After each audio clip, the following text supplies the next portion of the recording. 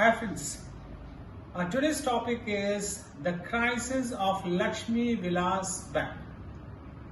I'm your friend Gaurav Mavaha to unfold the topic Lakshmi Vilas Bank crisis. दोस्तों, Indian banking system is passing through a very rough stage. In the previous year, there was a Yes Bank crisis, and in 2020, there is a Lakshmi Bank, Vilas Bank crisis. So what are the basic reasons for such crisis? How RBI is handling with these crises? And what are the means to follow by the RBI? Today we will discuss with all these modalities. And if you really like this presentation, please do like and subscribe. And please press the bell icon so that you can get the knowledge about our latest videos.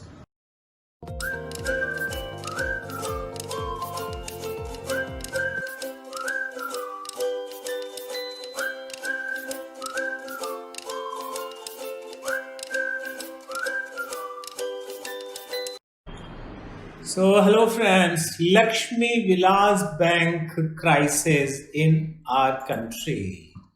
So दोस्तों, currently the Indian banking system is passing through a very rough time, a very rough phase. In 2019, there was a Yes Bank crisis and other bank crisis, and in 2020 we have Lakshmi Vilas Bank crisis. तो banking एक बुरे दौर से गुजर रहा है. And because of the Covid crisis जो non performing assets हैं वो भी अब धीरे धीरे खराब हो रहे हैं, 11% के ऊपर जा रहे हैं. And NPA, that is non-performing assets, means the people and the institutions have taken loan from the bank, but timely they are not repaying it, and that time may be different according to the different definitions. तो non performing asset यानी ऐसे assets हैं लोग loan ले लेते हैं bank से, लेकिन टाइमली उसको पे नहीं करते. एक अलग से हम वीडियो बना रहे हैं नॉन परफॉर्मिंग एसेट्स के बारे में.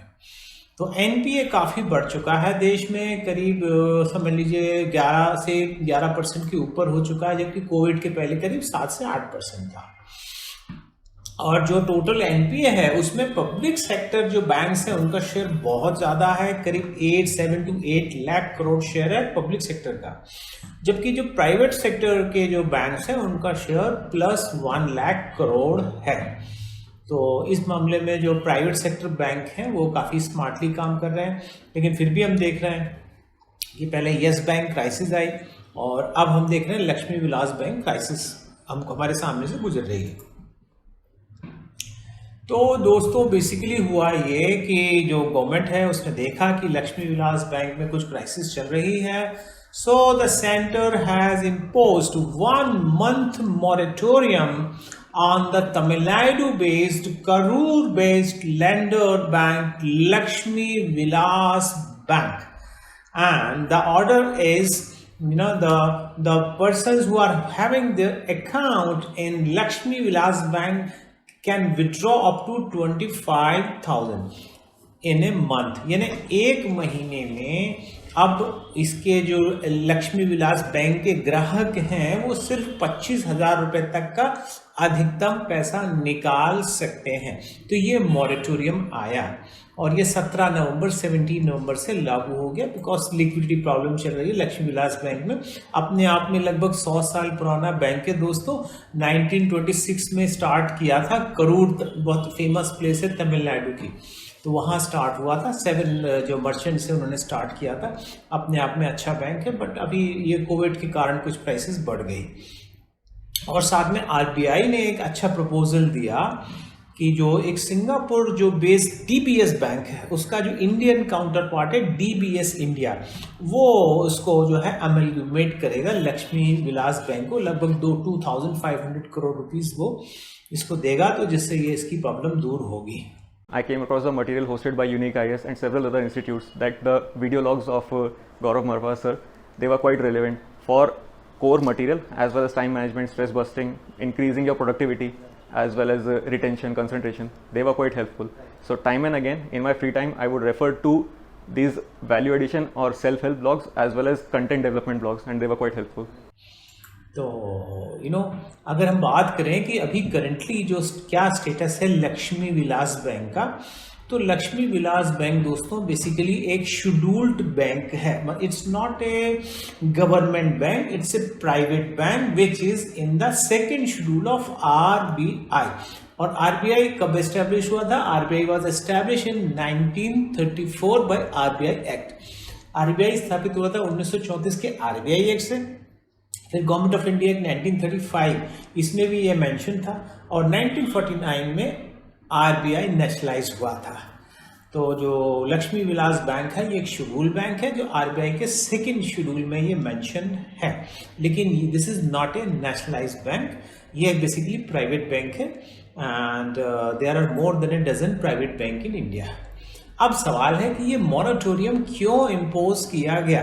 तो ये बहुत सिंपल सा इसका दोस्तों आंसर है। The moratorium was imposed because there was a liquidity crisis in the bank and its negative worth was seen and it was running in continuous losses, लगातार लॉस में जा रहा था। और इसमें हमको जो है सरकार को ऐसा पाया कि जो नेगेटिव नेटवर्थ है और कहीं स्थितियां कहीं हाथ से ना निकल जाए, तो इसलिए मॉरेटोरियम लगा दिया गया दोस्तों। तो this is the thing and financial position इसकी डिक्लाइन काफ़ी हो रही थी एंड इसका जो नेटवर्थ है इरोड हो रहा था। और दोस्तों भी हम डिस्कस करेंगे आपसे जो कैपिटल एडिक्वेसी जो रेशियो है वो भी इसका डाउन हो रहा था, अभी मैं डिस्कस करने वाला हूं। एंड आउटस्टैंडिंग लोन अमाउंट जिसको हम एनपीए भी कह सकते हैं, नॉन परफॉर्मिंग एसेट्स भी कहते हैं, वो भी धीरे धीरे बढ़ रहे थे, 13,800 करोड़ के ऊपर जा रहे थे। और इसके जो डिपॉजिट वर्थ था करीब 21,443। तो इस तरह से जब गवर्नमेंट ने देखा कि ये एक गलत रॉन्ग डायरेक्शन में जा रहा है, कहीं और बात कहीं बड़ी ना बन जाए, बात का बतंगड़ नहीं बन जाए, तो एक टाइमली एक्शन गवर्नमेंट ने लिया। एंड आप साथ में ये भी देख रहे हैं कि जो इसके जो शेयर हैं लक्ष्मी विलास बैंक के वो भी कम हो रहे थे, करीब 20% शेयर डाउन हुए हैं उसके। So that's why decision was taken and a moratorium was kept that the deposit holder can now withdraw 25,000 a month, यानी जो इसके ग्राहक हैं एक माह में 25,000 रुपये तक की राशि वो निकाल सकते हैं, उससे ज़्यादा नहीं। ये तो एक डिसीजन हो गया दोस्तों, लेकिन इसमें सेकेंड डिसीजन भी है कि सरकार ने डिक्लेरेशन किया कि there will be amalgamation of this bank with the Singapore based DBS bank. तो जो सिंगापुर बेस्ड है डीबीएस बैंक, उसमें क्यों ऐसा डिक्लेरेशन गवर्नमेंट ने किया, क्यों अमेलगमेशन होगा, उस पर आ रहे हैं। सो डीबीएस बैंक जो है सिंगापुर बेस्ड बैंक है, वेल कैपिटलाइज्ड है, और इसका जो इंडियन काउंटर पार्ट है that is DBS Bank India limited, अब वो अमेलगमेट करेगा लक्ष्मी विलास बैंक को। And it is expected that DBS bank will bring 2,500 crore upfront, तो जिससे ये जो क्राइसिस है ये काफी हद तक सॉल्व हो जाएगी। तो एक बहुत अच्छी नाइट का काम करेगा डीबीएस बैंक।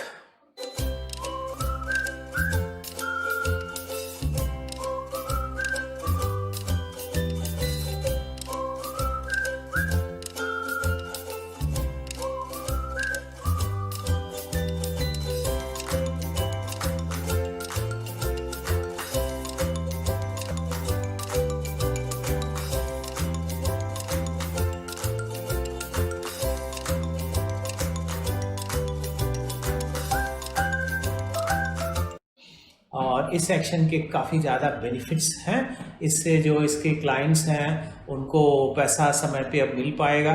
और गवर्नमेंट काफ़ी इस पर वॉच रखी हुई थी, और ऑलरेडी जो लक्ष्मी विलास बैंक है उसको प्रॉम्प्ट करेक्टिव एक्शन के तहत गवर्नमेंट ने रखा था। तो दोस्तों आपको पता होना चाहिए, अगर नहीं पता तो बहुत अच्छी बात है, नहीं पता तो ये काफ़ी इंपॉर्टेंट चीज़ है, सबको पता होना चाहिए, चाहे कोई कॉम्पिटिटिव एग्जाम दे रहा हो या नहीं दे रहा हो, कि प्रॉम्प्ट करेक्टिव एक्शन जो है किन कंडीशंस में लिए जाते हैं और क्या क्या गवर्नमेंट करती है प्रॉम्प्ट करेक्टिव एक्शन में। तो अगर किसी बैंक का जो नेट एनपीए है 10% से ऊपर चले जाए, मोटे मोटे तौर पे दोस्तों मानते हैं कि जो एनपीए है वो 8% 10% के नीचे होना चाहिए, तो 10% के ऊपर चले जाए तो सरकार की उस पर आरबीआई जो है वो प्रॉम्प्ट करेक्टिव एक्शन में उस बैंक को डाल सकती है। सेकेंड है कि जो कैपिटल एडिक्वेसी रेशो है वो नॉर्मली 10% से हाई हो तो बहुत अच्छी बात है, लेकिन अगर वो 10% से कम हो जाए तो भी प्रॉम्प्ट करेक्टिव एक्शन में उसको डाला जा सकता है। दोस्तों मैं रिपीट कर दूं कि जो एनपीए है, नॉन परफॉर्मिंग एसेट है, वो 10% से ज़्यादा नहीं होना चाहिए, जबकि जो कैपिटल एडिक्वेसी रेशो है वो 10% से कम नहीं होना चाहिए। और साथ में रिटर्न ऑन एसेट जो है वो जो है 2.25% से लेस नहीं होना चाहिए। तो अगर ये 3 पैरामीटर आपने देख लिया कि जो नेट एनपीए है ग्रेटर देन 10%, फिर जो कैपिटल एडिक्वेसी रेशियो है if it is less than 10%, and third है return on assets less than 0.25%, so this can be kept by RBI under the prompt corrective action. और prompt corrective action में क्या होता है, एक सामान्य बुद्धि से हम समझ सकते हैं, वही एक सामान्य बुद्धि परक होती है आरबीआई की, कि जो management and compensation and hiring of the staff उसमें रिस्ट्रिक्शंस हो जाती हैं, आरबीआई का से आने लगता है।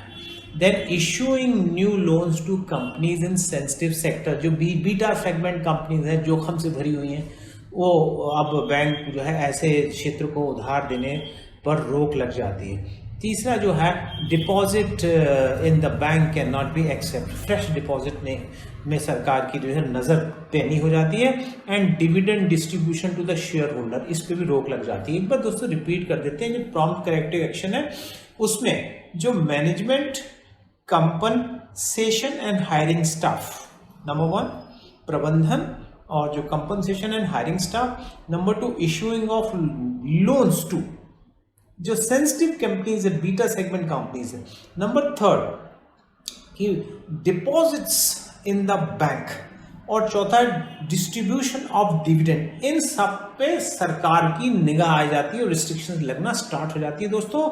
और अभी इंडिया में जो बैंक पीसीए के अंतर्गत हैं, इन्हें प्रॉम्प्ट करेक्टिव एक्शन के तहत हैं, यानी जो आरबीआई की जो वक्र दृष्टि जिन बैंकों पे है उनमें खास है United Bank of India UBI, then IDBI, then UCO Bank and Central Bank of India that is CBI, then Indian Overseas Bank and Lakshmi Vilas Bank. फिर इसमें एक बात आई थी कैपिटल एडिक्वेसी रेशो, ये हाई होना चाहिए, 10% से कम नहीं होना चाहिए, जो अभी आपने देखा ना if it is less than 10%, तो ये हाई होना चाहिए, 10% से कम नहीं होना चाहिए। तो ये कैपिटल एडिक्वेसी रेशो है। आप समझ ही गए कि जो बैंक है उसको एक सर्टेन कैपिटल रखना पड़ता है डिवाइडेड बाय द रिस्क, तो वो कैपिटल हाई से हाई होना चाहिए, इसी को बोलते हैं कैपिटल एडिक्वेसी रेशो। अभी मैं एग्जाम्पल दूंगा। तो लक्ष्मी विलास बैंक का जो क्राइसिस हुआ, इससे क्या इंडिया पर फर्क पड़ेगा, मॉनेटरी सिस्टम पे क्या फर्क पड़ेगा? तो दोस्तों इससे जो डिपॉजिटर्स हैं उनके फेथ पर तो फर्क पड़ेगा ही। वो जो है मतलब they will think 99 times before investing in the small banks. Then अपने आप में एक अगेन आई ओपनर है, सरकार को अब जो है अपनी दृष्टि फिर से गहरी करनी होगी। एंड डीबीएस बैंक इंडिया जो लिमिटेड है, it will play the role of a white knight. तो वाइट नाइट का मतलब है वो इसको बचाने का काम करेगा, 2500 करोड़ की वो फंडिंग करेगा, जिससे इस अमेलगमेशन से ये क्राइसिस लक्ष्मी विलास बैंक में ना आए। तो वो एक वाइट नाइट का काम करने वाला है, और वाइट नाइट मैंने आपको अभी एक्सप्लेन किया। और दोस्तों ऐसा पिछले साल देख रहे हैं आपके यस बैंक क्राइसिस हुआ, फिर इस साल तो काफ़ी कोविड की सिचुएशन रही, लोगों ने जो लोन लिया हुआ था they could not able to pay back their loans. तो इस तरह से एक इंडिया में it may lead to a domino effect, negative effect on the banking sector, लेकिन भगवान करे ऐसा हो नहीं। अब आपको बड़ा इंटरेस्टिंग चीज़ है, डोमिनो इफेक्ट क्या है इसकी भी जानकारी होना चाहिए। If one event Knox the another event, मान लीजिए ताश के पत्तों को ऐसा खड़ा कर दिया और इसमें से एक भी अगर ताश का पत्ता गिराया जाए तो क्या होगा? ये एक सोलो घटना नहीं होगी, ये सिस्टम में चलेगी और पूरे कार्ड के पत्तों को गिराती जाएगी। इसी कहते हैं domino effect. That means effect on A series. जैसे अभी दिवाली चल रही है, आप जो है 1000 बम की लड़ लगाते हैं, तो उस लड़ में अगर आप एक बम को भी आग लगाएं तो सारे बमों पर वो आग चलती है। तो इस तरह के इफेक्ट को कहते हैं dominoes effect. But let us pray to the god ऐसा कुछ भी बैंकिंग सेक्टर में ना हो इंडिया में। हालांकि अमेरिका में लेमन ब्रदर क्राइसिस आई थी 2008-9 में, वहां पे डोमिनोज इफेक्ट जरूर काम किया था। अब दोस्तों ये जो क्राइसिस है लक्ष्मी विलास बैंक क्राइसिस, इससे जो एक आम क्लाइंट है बैंक का, एक आम ग्राहक है, उसके मन में कहीं ना कहीं एक शंका आ जाती है और उसको लगता है कि हमारा धन कहाँ तक सेफ है। तो दोस्तों थोड़ा सा इस पर भी डिस्कस कर लेते हैं कि जो बेसिकली हमारा मनी है बैंक में, वो उसको उसकी सेफ्टी के लिए जो एजेंसी है उसको बोलते हैं DICGC, that is deposit insurance and credit guarantee corporation. और ये जो भी हमारा पैसा हम जमा कराते हैं तो वो उसकी सेफ्टी जो है गवर्नमेंट 5 लाख तक ही सेफ रखती है। यानी हमारे भले ही 5 करोड़ रुपए बैंक में पड़ा हो, लेकिन अगर किसी कारण से बैंक कोलैप्स हो जाए, कुछ हो जाए, तो हमको मैक्सिमम 5 लाख तक का ही इंश्योरेंस उस डिपॉजिट पे होता है। पहले ये 1 लाख था, अब बढ़ के 5 लाख हुआ। तो ये चीज अब आपने जान ली कि आपका मनी, हमारा मनी कितना सेफ है। दोस्तों तो वैसे तो बहुत सेफ है, कुछ भी नहीं होने वाला पब्लिक सेक्टर बैंक्स में। पिछली बार जब यस बैंक में क्राइसिस हुई थी तो भी उसको भी मॉरेटोरियम हुआ था और SBI ने व्हाइट नाइट का काम किया था। ऐसा कुछ भी नहीं है, ये तो एक थ्योरेटिकल फिगर है, परेशान होने की कोई ज़रूरत नहीं है। आपका और हमारा पैसा बैंकों में सेफ है, लेकिन फिर भी थ्योरेटिकल अगर हम बात करें तो 5 लाख रुपीस तक का ही इंश्योर्ड होता है ये। दूसरा, जो RBI शुरू से इंडिया में बहुत सिस्टमेटिक चला है, बहुत सारे उसने ऐसे प्रूडेंशियल रेगुलेटरी रिक्वायरमेंट्स रखे हैं जिससे बैंकिंग सेक्टर को कोई प्रॉब्लम ना आए। कई एक्सपर्ट्स का तो कहना है कि Indian banking system has even tougher norms than the American banking system. देखिए हमारे यहाँ RBI ने बड़ा प्रूडेंसी से काम किया। हर बैंक को एक कैश रिजर्व रेशो रखना पड़ता है। कई बार वो 4% होता है, कई बार 5% या 3% के आसपास चलता है कैश रिजर्व रेशो। यानी जो बैंक है, चाहे पब्लिक सेक्टर बैंक हो, प्राइवेट सेक्टर बैंक हो, उनको अपना कुल डिपॉजिट, जैसे हर 100 रुपये पे 3 रुपीज़ 4 रुपीज़ जो भी कैश रिजर्व रेशो उस समय अगर 4% है तो 4% कैश रखना पड़ेगा। तो ऐसी कोई क्राइसिस होती है तो 4% वो सेफ हो, बैंक के पास पैसा होता है, उससे ग्राहकों को पेमेंट हो सकती है।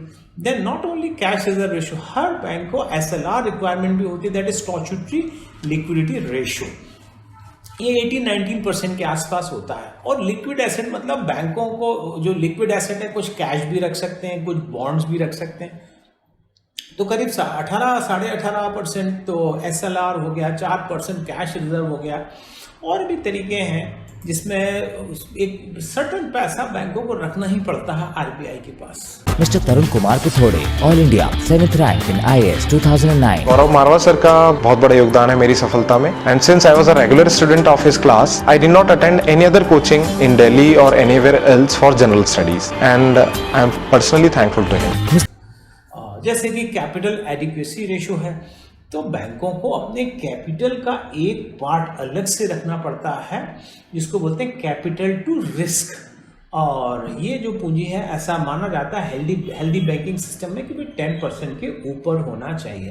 तो मोटे मोटे तौर पे माना जाता है कि करीब 30-35% के आसपास तो बैंक के पास पैसा होता ही है। This is the capital to risk.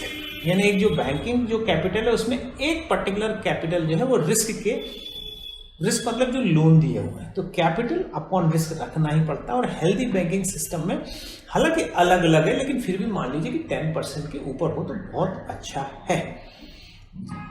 जैसे कि जो मैं आपको यहाँ लिखा हुआ मैं एग्जांपल समझा चुका हूँ कि एक बैंक है ABC, इसने मान लीजिए 15 मिलियन कैपिटल रखा है कैपिटल एडिक्वेसी रेशो के लिए, और इसके टोटल लोन है 50 मिलियन। तो 15 डिवाइडेड बाई 50 यानी 15/50, तो 30% इसका कैपिटल एडिक्वेसी रेशियो गया, जो कि बहुत अच्छा है। तो नॉर्मली मानते हैं 10% के ऊपर होना चाहिए। हालांकि अलग अलग नॉर्म्स हैं, जैसे बेसल 3 नॉर्म है, ये बोलता है लगभग 8% हो, RBI बोलता है भाई 9% के आसपास हो, उसके ऊपर हो, और इंडियन पब्लिक सेक्टर जो बैंक्स हैं वो बोलते हैं कैपिटल है जो एडिक्वेसी रेशियो भी 12% के ऊपर रखो। तो मोटे मोटे तौर पे 10% के ऊपर हो तो बहुत अच्छा है। अब एक और चीज़, एक नॉर्मल इन्वेस्टर जब बैंक पिकअप करता है तो उसके मन में ख्याल आता है कि हम how we should know about the health of the bank. कि भाई हिंदुस्तान में, दुनिया में कोरोना फैला हुआ है, कहीं बैंक में तो कोरोना नहीं चला गया है कहीं, तो कितना हमारा जो बैंक है उसकी हेल्थ कैसी है। तो मैं दोस्तों डिस्कस करता हूँ आपसे कि बैंक की अगर हेल्थ जाननी है तो मोटी मोटी बात है कि उस बैंक का एनपीए कितना है, नॉन परफॉर्मिंग एसेट्स कितने हैं। दोस्तों जैसे कि बात हो रही थी, जो एनपीए है ये 10% से कम होना चाहिए, और जो कैपिटल एडिक्वेसी जो रेशो है वो 10% से हाई होना चाहिए, मोटी मोटी बात है। और जो बैंक ने जो लोन दिया हुआ है वो अच्छी कंपनीज को लोन दिया हुआ। देखो येस बैंक के साथ ये प्रॉब्लम थी कि उसके कुछ लोन्स ऐसी कंपनीज के थे जो बाद में डूबी। देन जो रिसेंट जो क्वार्टर्स में जो है प्रॉफिटेबिलिटी कितनी रही है, देन जो बैंक का जो शेयर है वो किस तरह से परफॉर्म कर रहा है, और फिर एक और पैरामीटर होता है कि कॉर्पोरेट गवर्नेंस पूरी प्रॉपरली बैंक में फॉलो हो रही है नहीं है, और फिर कोई ऐसा कोई फ्रॉड वगैरह तो बैंक में नहीं हो रहा। और आजकल तो एक बहुत ही सिंपल अगर मैं तरीका बताऊं, that is systematically important banks. तो बैंक ने तो आरबीआई ने सीधे सीधे कर दिया है कि कुछ ऐसे बैंक्स हैं अब जिनको वो सिस्टमेटिकली इंपॉर्टेंट बैंक्स कह रही है। अगर कोई बैंक ऐसा ही भी है तो यानी आप काफ़ी ज़्यादा आप समझ लीजिए कि these are one of the best banks. तो सिस्टमेटिकली जो बैंक्स हैं that is SIB, systematically important bank जो है, जैसे State Bank of India. Private sector के 2 बैंक्स हैं इसमें, जो आप देख रहे हैं ICICI, HDFC, even there is a Citibank, Standard Charter bank, और पब्लिक सेक्टर में फिर PNB। तो ये हमारे यहाँ सिस्टमेटिकली इंपॉर्टेंट बैंक्स हैं। और जिस ऑब्वियसली अगर कोई सिस्टमेटिकली इंपॉर्टेंट बैंक है तो उसका साइज़ काफ़ी बड़ा होता है, नॉर्मली 2% GDP से ऊपर होता है, और उसको कैपिटल एडिक्वेसी रेशो भी हाई रखना पड़ता है, ऑब्वियसली 10% के ऊपर रखना पड़ता है, NPA कंट्रोल करने पड़ते हैं, और कॉर्पोरेट गवर्नेंस अच्छी रखनी पड़ती है। तो ये कुछ फैक्टर्स होते हैं जिसका उसको फॉलो करना होता है। तो दोस्तों ये तरीका होता है हमको जानने का कि how healthy is our bank. लेकिन हमारे यहाँ आपको क्लियर कर दो कि आरबीआई बहुत अच्छा रेगुलेटर है, तो ऐसी कोई भी प्रॉब्लम आती है तो आरबीआई बिल्कुल टाइमली इसको हैंडल करता है। तो कोई ऐसा क्राइसिस जैसी कोई भी बात नहीं है। So thank you very much for being with us.